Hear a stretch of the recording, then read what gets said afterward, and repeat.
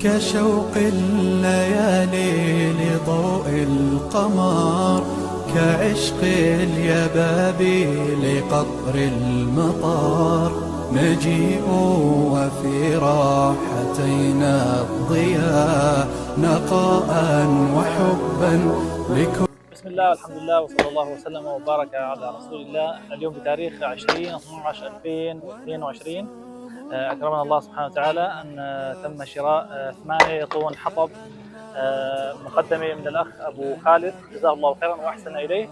طبعا الجهة المنفذة للمشروع هي جمعية سفير الخيرية الثقافية. جزاكم الله خيرا وأحسن إليكم وجعلها في ميزان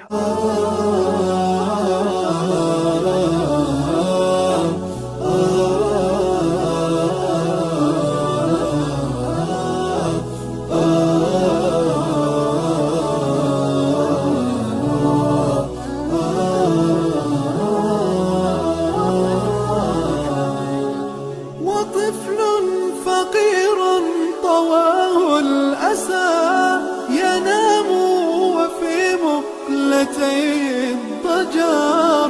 سنمسح عن كل جرح دماء، ونمضي بما ربنا قد أمر.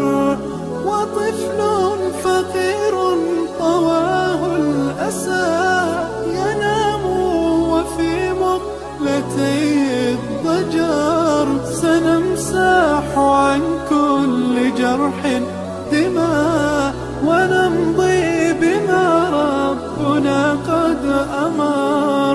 ونوديع في الأرض بدرا نما، ليريق أجرا بهي الثمر. إذا المرء يدرك سر العطاء، لأنفاق في المدى والعمر.